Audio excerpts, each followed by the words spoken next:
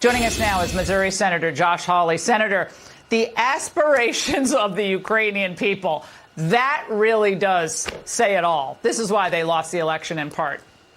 Yeah, why shouldn't the interests of the American people be the absolute number one goal? I know it is for Donald Trump, which is why Joe Biden is trying to tie his hands. And Laura, listen, he's also asking, Biden is, for Congress to appropriate even more money to Ukraine beyond what he's sending him now. He wants billions more. That's in his end of the year funding request. It is totally ridiculous. It's time for him to admit that his Ukraine policy has been a total disaster. It's in complete shambles.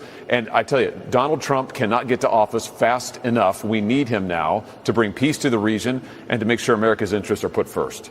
Well, the deal that Biden and company scotched at the beginning of this war, before the war started, that would have avoided the war, it looks like what they're going to end up with is worse than they would have gotten had they not done this at all. That's what it looks like, at least. It could change. But now Senator Zelensky has a magic solution to end the war. Watch. If we want to stop the hot stage of the war, we should take under NATO umbrella the territory of Ukraine that we have under our control. Your reaction, Senator?